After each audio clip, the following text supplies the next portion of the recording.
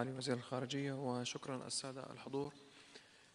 كما تفضل أيضا فخامة الرئيس، اليوم سوريا لم تعد مشكلة بل هي فرصة، وأن هذا الاجتماع هو خير دليل لترجمة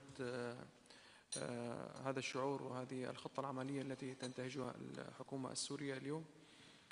سوريا اليوم قد على المستوى السياسي لقد أعدنا إصلاح العلاقات السياسية مع الجوار ومع العالم، وسوريا اليوم منخرطة بالمجتمع الدولي بقوة، وهي أيضا دولة أصبحت ملهمة بتجربتها البسيطة، وهي أيضا دولة طموحة تجاه شعبها وأيضا تجاه مكانتها التي نريد أن تصل إليها.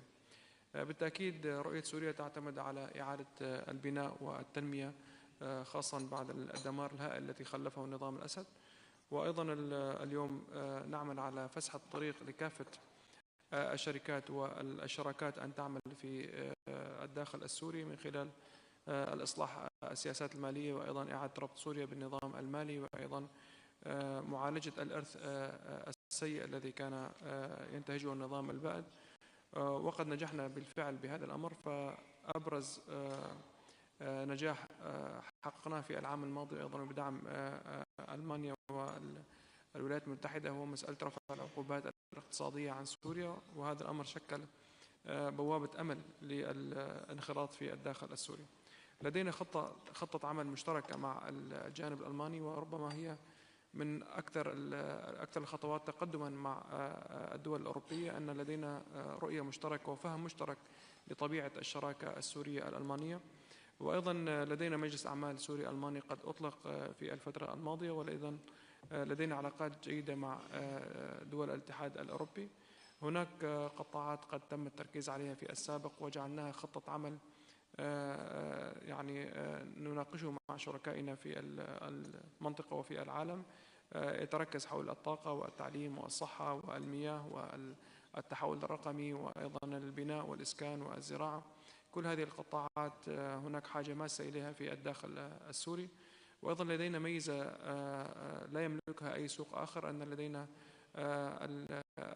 المواطنين السوريين الموجودين حاليا في ألمانيا يشكلون يعني رابط شراكة فيما بيننا، أن هناك عدد كبير ومئات الآلاف من السوريين يعلمون اللغة ويعلمون القانون ويعلمون أيضا كيف يجسروا العلاقات بين سوريا وألمانيا، وهذا الأمر سيكون بمثابة أصول استثمارية حقيقية بين البلدين.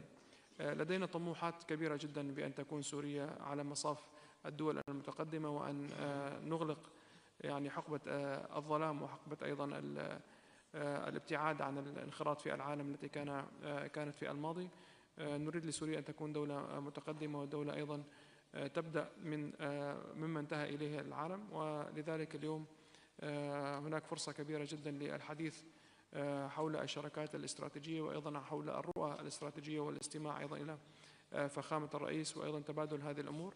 وبالتأكيد نرحب بكم في دمشق في الوقت الذي تختارونه، وأيضا لتعميق هذه النقاشات وتعميق هذه الرؤى، وأيضا الاطلاع على السوق بشكل مباشر. وشكرا لكم. Shukran, und ich übergebe jetzt an meine Kollegin Katharina Reiche, Bundesministerin für Wirtschaft und Energie.